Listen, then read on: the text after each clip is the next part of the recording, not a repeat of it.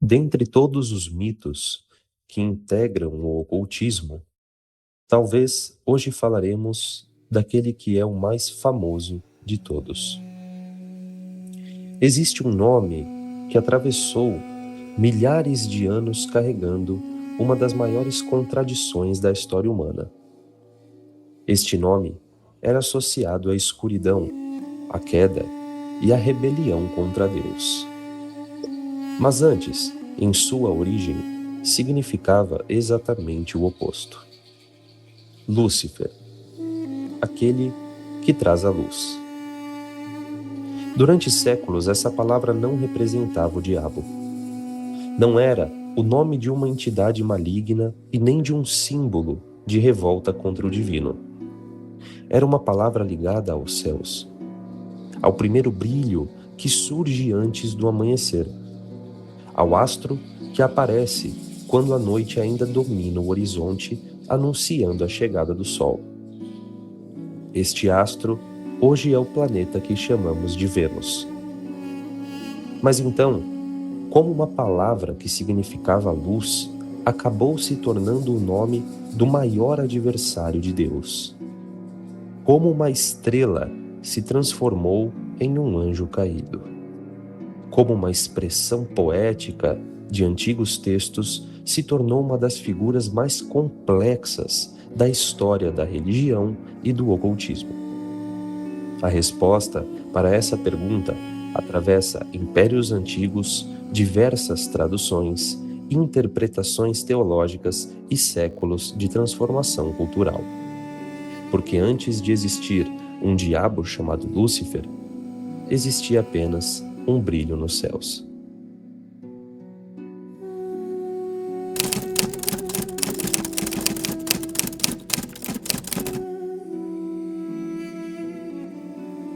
Começaremos desenvolvendo a nossa ideia a partir do seguinte ponto. Muito antes de Lúcifer ser associado ao mal, os seres humanos já observaram uma luz singular no céu. Diferente das outras estrelas, ela surgia próxima ao nascer do sol e desapareceria quando a claridade do dia tomava conta do horizonte. Era um fenômeno que despertava fascínio entre os antigos. E para muitos povos, os astros não eram apenas objetos distantes no céu. Eles eram símbolos que representavam as forças divinas, os ciclos da natureza e as mensagens do mundo superior. E entre todos os corpos celestes, Vênus possuía uma característica única. Este astro podia aparecer tanto antes do amanhecer quanto depois do pôr do sol. Por isso, diferentes civilizações deram grande importância a esse astro. Na tradição romana, um dos adjetivos para esse astro era lux ferre, aquele que traz a luz. Era um título poético, era uma descrição para o astro que parecia carregar a primeira luz do dia. Não havia nesse nome qualquer associação com maldade. Pelo contrário, a imagem era de beleza, esperança e renovação. O próprio conceito de portador da luz possuía uma relação profunda com a ideia de conhecimento. A luz sempre foi utilizada como símbolo daquilo que revela, que tira algo das sombras, que elimina a escuridão, permitindo assim enxergar aquilo que antes estava oculto. E talvez seja justamente essa dualidade, luz e sombra, revelação e queda, que faria esse símbolo atravessar os séculos. Mas tempos depois, entraríamos no ponto mais importante da narrativa, a história entre Isaías e o rei da Babilônia, onde acontece a primeira grande transformação do símbolo de Lúcifer. Uma antiga metáfora sobre orgulho e queda começa a ser reinterpretada, séculos depois, como a origem do anjo caído.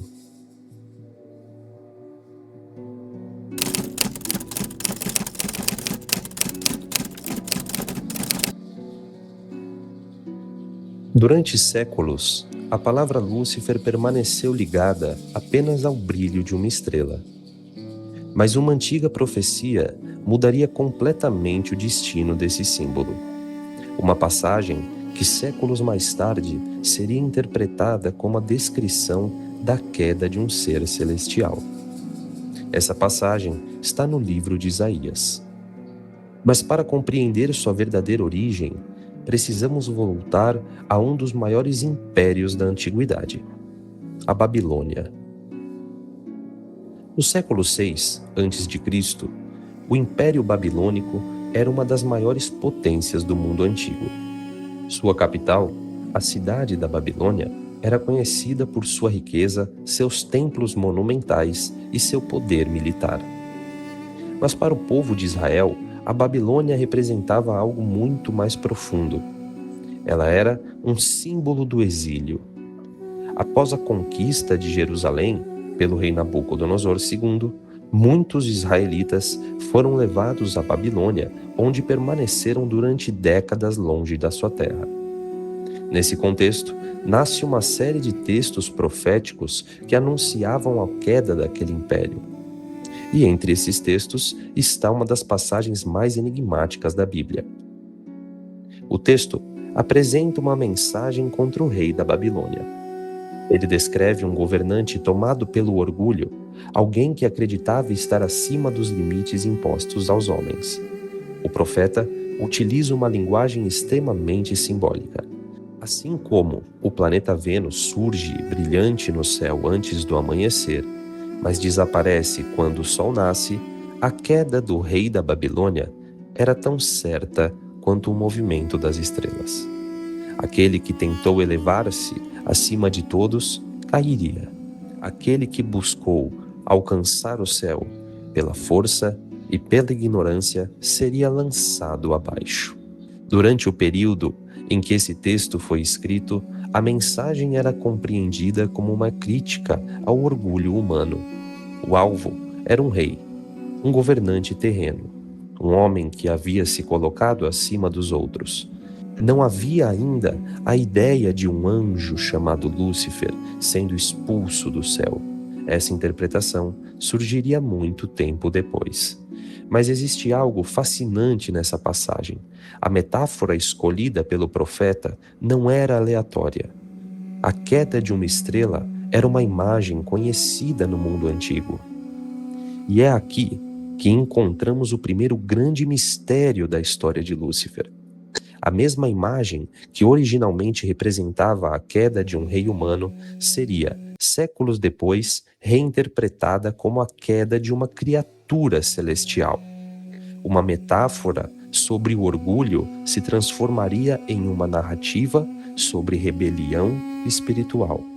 Mas essa transformação ainda dependeria de um elemento fundamental: uma tradução, feita de maneira, digamos, peculiar, porque seria através de uma única palavra em latim que o nome Lúcifer atravessaria os séculos e ganharia um novo significado.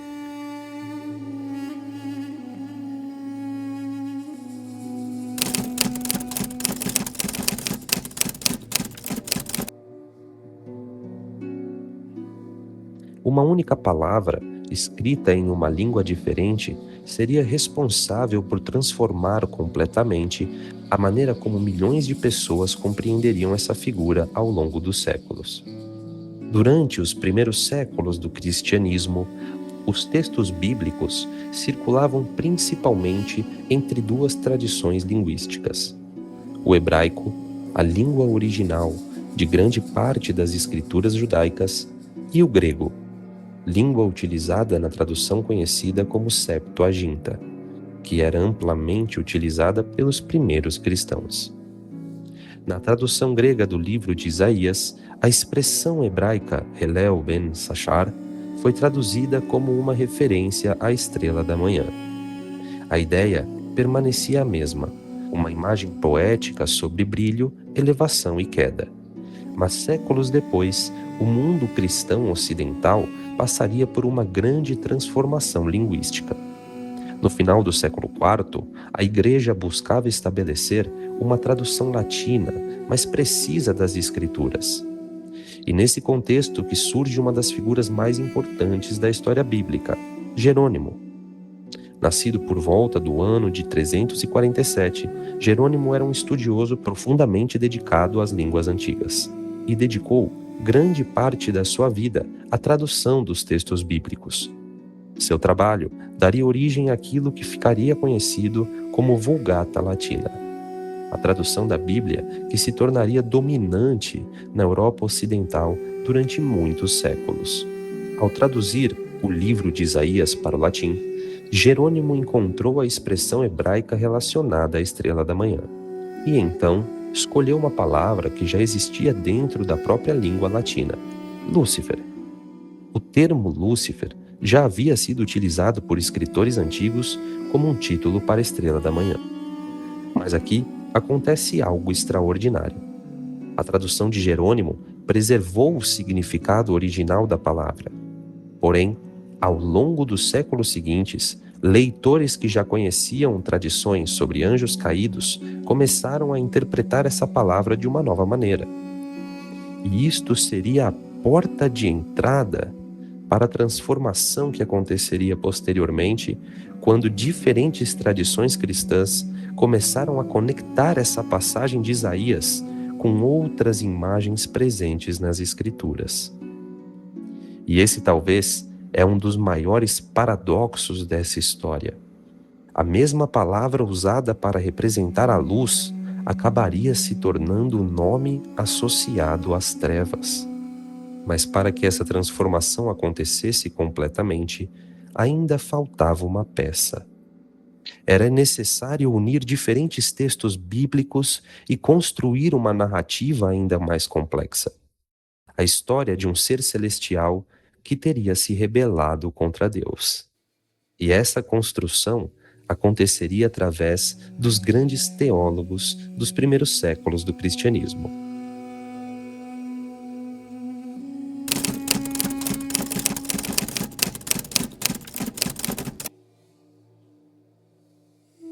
Durante os primeiros séculos do cristianismo, uma pergunta antiga começou a ocupar a mente dos teólogos.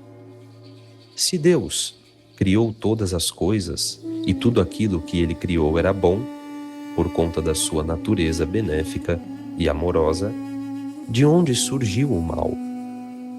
Essa pergunta se tornaria uma das grandes questões da filosofia religiosa. E para respondê-la, muitos pensadores cristãos começaram a desenvolver uma narrativa sobre a origem do mal espiritual. Uma narrativa que ao longo dos séculos acabaria sendo associada à figura de Lúcifer. É importante compreender que essa história não aparece de forma completa em um único texto bíblico.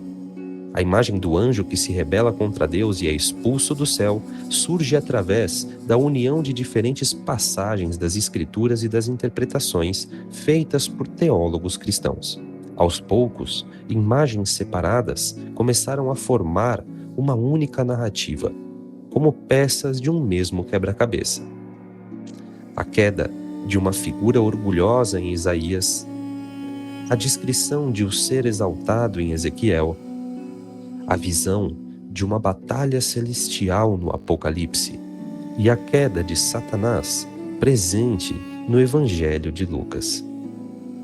Com o passar do tempo, essas passagens começaram a ser lidas como partes de uma mesma história. Um dos primeiros grandes pensadores a desenvolver uma visão elaborada sobre essa questão foi Orígenes. Vivendo entre os séculos 2 e 3, Orígenes foi um dos mais importantes estudiosos cristãos de sua época. Ele defendia que as escrituras possuíam diferentes níveis de significado. Além do sentido literal, existia também um sentido espiritual e simbólico. Para Orígenes, determinadas passagens bíblicas poderiam revelar acontecimentos do mundo invisível. Essa maneira de interpretar as escrituras abriu espaço para compreender certas descrições de reis terrenos como reflexos de realidades espirituais. Assim, a queda descrita em Isaías poderia ser vista não apenas como a queda de um governante humano, mas como um símbolo da queda de uma inteligência espiritual dominada pelo orgulho. Outro importante nome nesse desenvolvimento foi Tertuliano. Tertuliano foi um dos principais escritores cristãos a desenvolver uma visão mais definida sobre a natureza de Satanás. Em seus escritos, a figura do adversário de Deus começa a ganhar características mais próximas daquilo que seria conhecido posteriormente: um ser espiritual rebelde, um inimigo da humanidade, uma força associada à corrupção e ao pecado. Embora ainda não existia uma narrativa completa de Lúcifer como um anjo caído, essas ideias ajudaram a formar o terreno teológico onde essa interpretação surgiria. O problema de Lúcifer não seria apenas ter cometido um erro, seria desejar ocupar uma posição que pertencia somente a Deus. A luz, que deveria refletir o Criador, teria tentado tornar-se a própria fonte da luz criadora. E essa interpretação se tornaria uma das bases da visão cristã medieval sobre o diabo. Séculos depois, essa tradição continua sendo desenvolvida por Gregório Magno. No início da Idade Média, Gregório ajudou a consolidar a imagem de Satanás como o grande adversário espiritual da humanidade. A queda passou a ser associada principalmente ao orgulho. Aquele que desejava elevar-se acima de todos acabou sendo lançado abaixo de todos. Essa ideia se tornaria uma das mensagens morais mais importantes da tradição medieval. O orgulho é o caminho da queda. Mas a história de Lúcifer ainda não estava completa, porque a Idade Média não apenas desenvolveu uma teologia sobre ele, ela também deu luz a um novo símbolo, um rosto, uma aparência e uma personalidade. E essa imagem seria eternizada por dois dos maiores escritores da história ocidental, os dois responsáveis por Lúcifer deixar os tratados teológicos e ganhar a forma que domina o imaginário moderno. O anjo caído, belo, orgulhoso, mas condenado.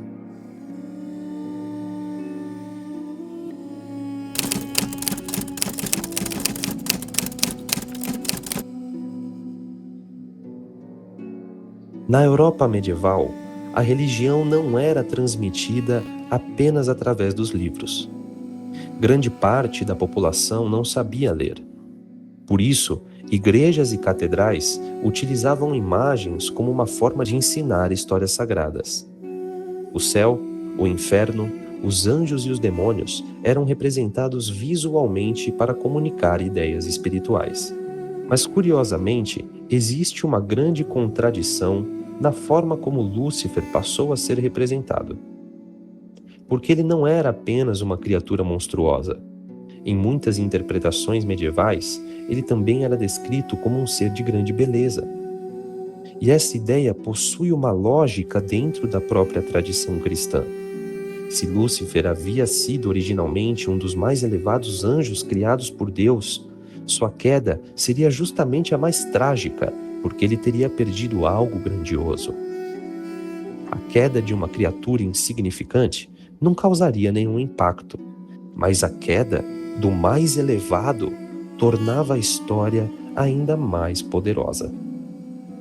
Essa visão aparece em diferentes textos religiosos e literários da época, mas seria no século XIV que essa imagem ganharia uma das suas representações mais influentes. Foi um poeta italiano chamado Dante Alighieri. Em sua obra monumental, A Divina Comédia, Dante cria uma das descrições mais marcantes do inferno já escritas. E dentro desse universo, Lúcifer ocupa um lugar mais profundo de todos. Na visão de Dante, o inferno não é um reino governado unicamente por Lúcifer. Ele não é um rei sentado em um trono de fogo, pelo contrário. Ele está preso no centro do inferno, imóvel, congelado. A imagem é profundamente simbólica.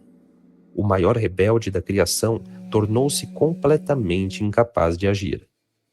Aquele que desejava elevar-se acima de tudo termina aprisionado no ponto mais baixo da existência. Dante descreve Lúcifer como uma criatura gigantesca, com 3 faces e enormes asas. Mas existe um detalhe extremamente importante. Suas asas não servem para voar. Elas apenas movimentam o vento que congela o lago onde ele está preso. O símbolo é poderoso. Aquilo que deveria representar a liberdade e elevação se transforma em um instrumento da própria condenação. A influência de toda essa imagem foi enorme. Para muitas pessoas, a aparência de Lúcifer vem diretamente da Bíblia. Mas grande parte da imagem popular que temos hoje foi moldada pela literatura e pela arte medieval. Dante não apenas descreveu um personagem, ele ajudou a criar uma visão completa e estruturada daquilo que conheceríamos como universo espiritual. Os céus, o purgatório, mas também o inferno. Porém, a transformação de Lúcifer teria ainda mais uma etapa fundamental. Porque séculos depois, outro escritor faria algo inesperado. Ele apresentaria Lúcifer não apenas como símbolo da queda, mas como uma figura de inteligência, orgulho e rebelião. Um personagem tão complexo que muitos leitores passariam a enxergar nele não apenas o inimigo, mas o arquétipo da própria rebeldia. Seu nome era John Milton.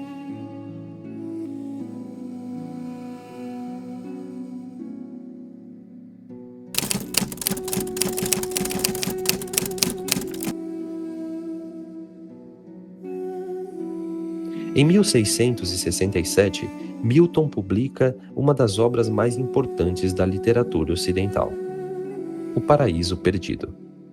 A obra tinha como objetivo narrar a história da queda do homem, a criação, o pecado original, a expulsão de Adão e Eva do paraíso e a atuação de Satanás nesse acontecimento. Mas algo inesperado aconteceu.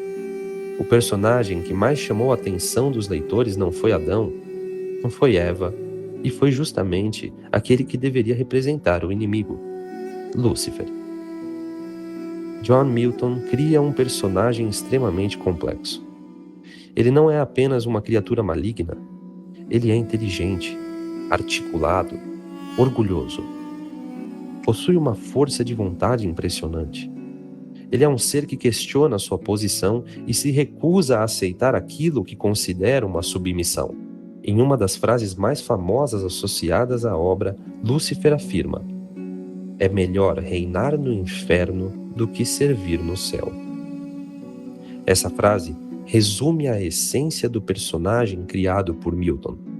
O problema de Lúcifer não é a falta de poder, é a incapacidade de aceitar uma posição inferior. Seu maior inimigo não é uma força externa, é o próprio orgulho. Mas é importante compreender algo. A obra não escreveu uma defesa de Lúcifer, e sua intenção era mostrar as consequências da desobediência e do orgulho. Porém, a genialidade literária de Milton fez com que muitos leitores enxergassem uma dimensão diferente no personagem. Lúcifer passou a representar algo além do mal. Ele se tornou um símbolo de rebeldia, mas não uma rebeldia sem sentido. Ele recusa aceitar limites que foram impostos e busca por autonomia. Essa mudança seria extremamente importante para a cultura ocidental, porque a partir de Milton, a figura de Lúcifer começa a separar parcialmente da imagem puramente demoníaca. Ele passa a carregar uma ambiguidade. Ele continua sendo o adversário de Deus dentro da narrativa cristã, mas ao mesmo tempo passa a representar a diversas pessoas que recebem a obra temas humanos universais, como o orgulho, a necessidade de liberdade, a ambição, o conhecimento e a revolta contra a autoridade. Essa nova visão influenciaria profundamente o movimento romântico dos séculos XVIII e XIX. Alguns escritores passaram a enxergar o rebelde não apenas como uma figura negativa, mas como alguém que desafia estruturas estabelecidas. Autores como Lord Byron e outros escritores românticos explorariam personagens marcados pelo isolamento, pela genialidade e pela oposição às normas sociais. O arquétipo do herói rebelde começava a se aproximar da sombra de Lúcifer. E essa transformação teria uma consequência inesperada. Uma figura que durante séculos havia sido utilizada para representar o maior inimigo da ordem divina, começaria a ser reinterpretada como o símbolo de questionamento e busca por conhecimento. Mas essa nova interpretação não nasceu do nada. Ela foi construída por uma nova geração de pensadores que buscavam ressignificar antigos símbolos. E entre eles estavam alguns dos nomes mais importantes do esoterismo moderno.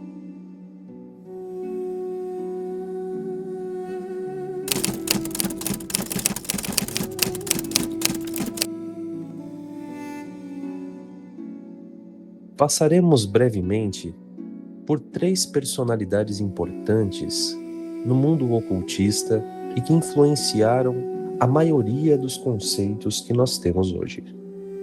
Entre eles, Aleister Crowley, que em sua obra magna, O Livro da Lei, descreve o faz o que tu queres há de ser o todo da lei como parte integrante da verdadeira vontade, trazendo uma característica não somente rebelde para com tudo aquilo que procura limitá-lo, mas sim a uma característica ligada a fazer tudo aquilo que for preciso em nome da grande obra. Notamos aqui um significado bastante curioso, conectado a todo o contexto do que representa a ideia de Lúcifer, criadas a partir da ideia da rebelião que o leva a atingir a sua verdadeira forma. Também Helena Blavatsky, em uma das suas obras mais importantes, A Doutrina Secreta, apresenta uma visão cosmológica complexa, envolvendo evolução espiritual, conhecimento oculto e diferentes níveis de consciência. Mas, além disso, em 1887, a Sociedade Teosófica lançou uma revista chamada Lúcifer. O próprio nome escolhido já aproxima aquilo que vemos entre a relação de Lúcifer com a iluminação do conhecimento proibido. Para Blavatsky e seus seguidores, o termo não tinha o objetivo de representar o diabo cristão, e sim a associação original da palavra, aquilo que portava a luz. Portanto, a luz do conhecimento, a iluminação da própria consciência. Temos também Eliphas Levi, que no século XIX tornou-se uma das figuras mais influentes de todo o esoterismo ocidental. Sua obra magna, Dogma e Ritual de Alta Magia, buscava apresentar uma interpretação filosófica da magia. Levi não tratava a própria luz do conhecimento como a figura demoníaca no sentido tradicional. Ele estava interessado nos significados ocultos por trás desses símbolos. Para ele, a figura do portador da luz representava uma força intelectual, a capacidade humana de buscar conhecimento e compreender os mistérios da natureza com os limites impostos pela própria religião. Mas ao invés de caminharmos pela senda da modernidade, traremos aqui outro conceito fundamental para agregarmos à nossa peça do quebra-cabeça: o gnosticismo.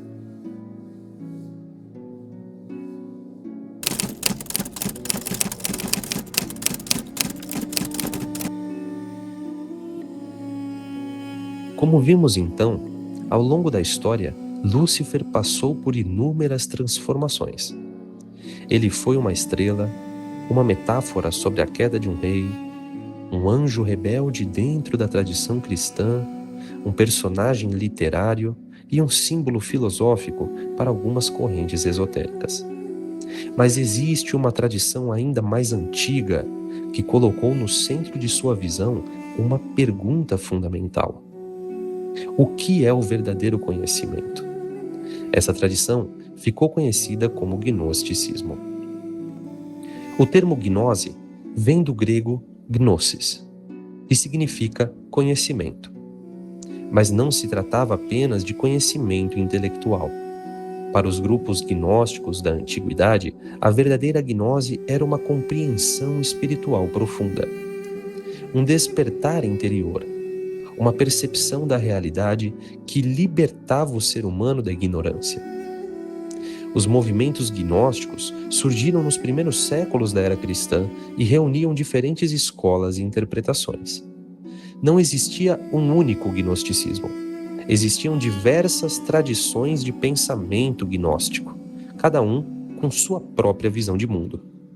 Algumas delas apresentavam uma visão profundamente diferente da relação entre Deus, o mundo material e a humanidade. Em muitas correntes gnósticas, existia uma distinção entre o Deus Supremo, a realidade espiritual absoluta e o Criador do mundo material, chamado de Demiurgo. O Demiurgo era uma figura complexa. Em algumas escolas, ele era visto como ignorante. Em outras, como uma entidade inferior que acreditava ser o único Deus existente. O mundo material, nessa visão, não representava necessariamente a criação perfeita do Deus Supremo, mas uma realidade marcada pela imperfeição e pelo afastamento da fonte divina. Dentro desse pensamento, o problema fundamental da humanidade não era simplesmente o pecado, era a ignorância. O ser humano estaria preso a uma realidade limitada, porque havia esquecido a sua verdadeira origem espiritual.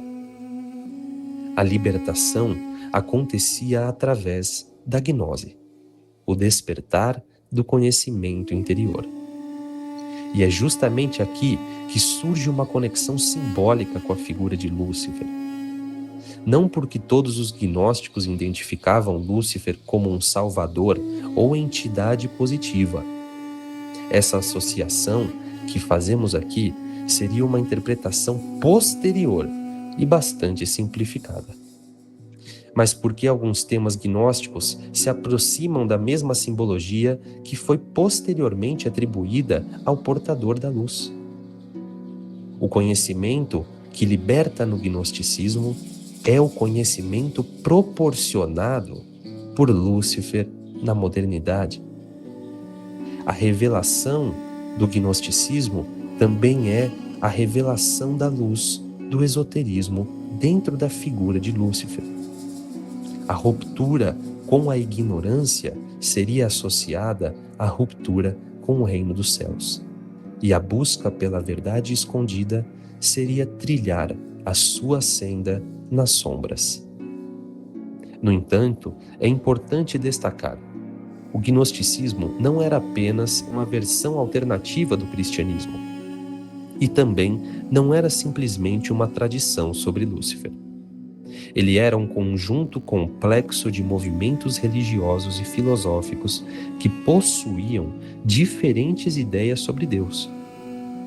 A relação entre gnosticismo e Lúcifer pertence principalmente às interpretações modernas que aproximaram o símbolo da luz do conceito gnóstico de conhecimento. E talvez este seja o maior paradoxo da história de Lúcifer. Seu nome nasceu como uma referência à estrela que anunciava o amanhecer.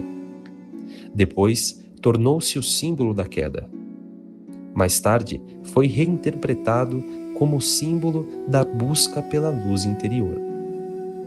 E a mesma imagem que atravessou milhares de anos carregando significados completamente diferentes, hoje ainda continua sem um significado único. Lúcifer nunca foi apenas uma figura. Ele foi um reflexo daquilo que os humanos mais vivem em todos os seus dias. O que acontece quando buscamos conhecimento? O que acontece quando ultrapassamos os nossos limites? A luz pode revelar ou cegar? A busca pela verdade conduz à libertação ou à queda?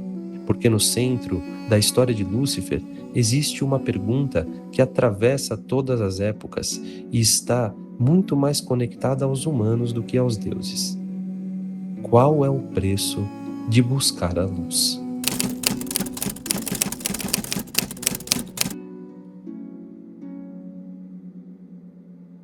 Durante milhares de anos, Lúcifer teve vários rostos. Para alguns, ele permaneceu como o anjo da queda, e para outros, tornou-se o símbolo filosófico de conhecimento e transformação. Mas antes de ser um demônio, antes de ser um rebelde, e até mesmo antes de ser um símbolo, ele era aquilo que seu próprio nome dizia: uma luz surgindo no horizonte. Um anúncio do amanhecer. O portador da luz. Mas e para você? O que essa imagem desperta nas profundezas do seu ser? Como você reage diante das pinturas, das artes e dos textos que exaltam esse símbolo? Não podemos negar que parte fundamental do cristianismo é construído por conta da imagem de Lúcifer. Não podemos negar também que todo o esoterismo ocidental moderno tem em Lúcifer um herói, aquele que rompeu qualquer limite para buscar aquilo que desejava. E aqui nos resta apenas um caminho: admitir que a complexidade deste símbolo pode não estar acessível a nós. E o que nos resta é apenas seguir as seguintes palavras: luz e sombra são o caminho, mas o caminho é guiado pela luz.